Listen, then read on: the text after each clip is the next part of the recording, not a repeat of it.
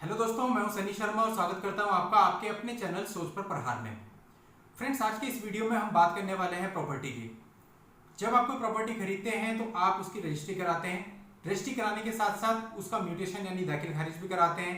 लेकिन मुझे कई सारे कमेंट ऐसे मिले जिन्हें देखकर पता चलता है कि लोग रजिस्ट्री और दाखिल खारिज में काफ़ी कंफ्यूज होते हैं।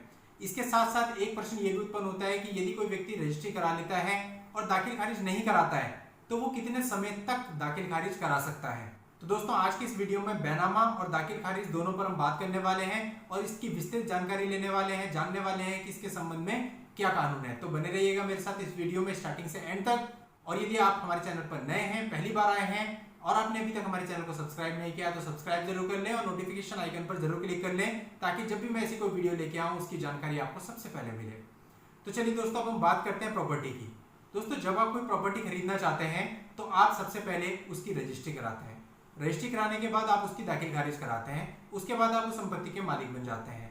लेकिन दोस्तों, यहाँ पर देखने में ये आता है कि कई लोग संपत्ति की रजिस्ट्री यानी बेनामा तो करा लेते हैं, लेकिन उसके बाद जब दाखिल खारिज की बात आती है तो वहां पर वो लापरवाही करते हैं, टाल मटोल करते हैं और कई साल गुजर जाते हैं, वो दाखिल खारिज नहीं कराते हैं।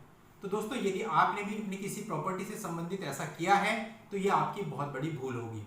आपको ऐसा दोस्तों बिल्कुल भी नहीं करना है, इससे आपकी प्रॉपर्टी खतरे में पड़ सकती है।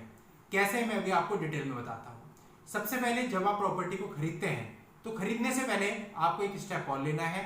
आपको उस प्रॉपर्टी के पूरे रिकॉर्ड्स निकलवाने हैं। 5 साल के 10 साल के आप रिकॉर्ड्स निकलवा लीजिए।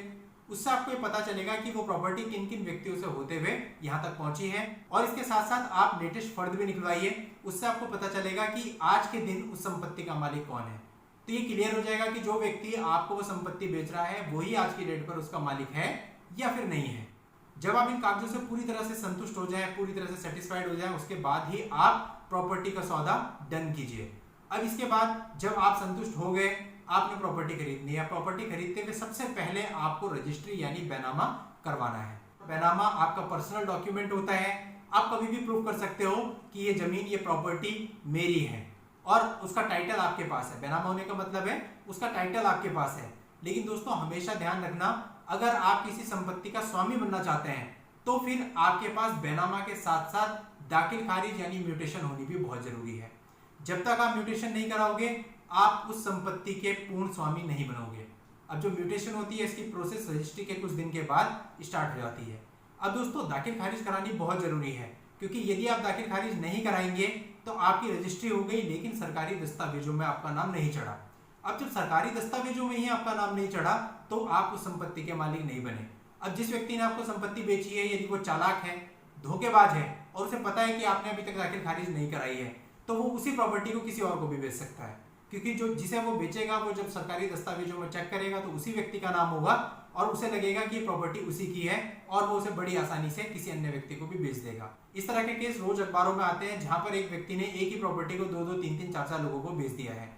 उसका मुख्य कारण यही होता है कि लोग प्रॉपर्टी लेने के बाद उसके दाखिल खारिज को समय से नहीं करवाते हैं, जिसकी वजह से ये धोखाधड़ी बड़ी आसानी से हो सकती है। तो अगर आप इस धोखाधड़ी से बचना चाहते हैं तो रजिस्ट्री के कुछ दिन के बाद दाखिल खारिज जरूर कराएं। दाखिल खारिज का क्या प्रोसीजर है, इस पर मैंने अलग से एक वीडियो बनाया है। उस वीडियो का लिंक मैं इस वीडियो के नीचे डिस्क्रिप्शन में दे दूंगा, वहां जाकर उस वीडियो को देखकर पूरी जानकारी प्राप्त कर सकते हैं। दोस्तों, जब आप दाखिल खारिज कराते हैं तो सरकारी दस्तावेजों में आपका नाम चढ़ जाता है। तो जब आपका बैनामा यानी रजिस्ट्री और दाखिल खारिज दोनों हो जाते हैं तो फिर आप किसी भी संपत्ति के पूर्ण स्वामी बन जाते हैं और आपके पास उससे रिलेटेड सारे अधिकार आ जाते हैं। सरकारी दस्तावेजों में आपका नाम चढ़ जाता है। इसके बाद आपके साथ धोखाधड़ी की संभावना बहुत कम रह जाती है। तो आपने बिल्कुल लापरवाही नहीं करनी और जितना जल्दी हो सकता है आप बैनामा करने के बाद दाखिल खारिज कर लीजिए। अब दोस्तों, सवाल आता है कि बैनामा यानी रजिस्ट्री करने के कितने दिन के बाद तक आप दाखिल खारिज करा सकते हैं, यानी उसकी बैनामा यानी रजिस्ट्री की वैलिडिटी कितनी होती है। तो यहाँ मैं आपको बता दूं कि इसके लिए कोई भी वैलिडिटी तय नहीं की गई है। ऐसा नहीं है कि रजिस्ट्री के 1 साल के अंदर अंदर आपको दाखिल खारिज कराना ही है वरना आपकी रजिस्ट्री बेकार हो जाएगी, ऐसा बिल्कुल भी नहीं है। लेकिन इस बात को अपने दिमाग में नहीं रखना कि भाई ऐसा नहीं है तो हम आराम से करा लेंगे, क्योंकि आराम से अगर आप कराने के चक्कर में पड़ेंगे तो इस बीच आपके साथ धोखाधड़ी हो सकती है। इसलिए जैसे ही आपने रजिस्ट्री कराई उसके तुरंत बाद जैसे ही दाखिल खारिज की प्रक्रिया शुरू होती है, लगभग 1 महीने के बाद आप उस प्रक्रिया को अपनाइए और दाखिल खारिज करा लीजिए। तो दोस्तों, ये थी मेरी आज की जानकारी। अगर आपको जानकारी अच्छी लगी हो तो वीडियो को लाइक कर दीजिए और आगे शेयर कर दीजिए। नेक्स्ट वीडियो में नई जानकारी के साथ आपसे फिर मिलूंगा। तब तक के लिए goodbye and thank you for watching.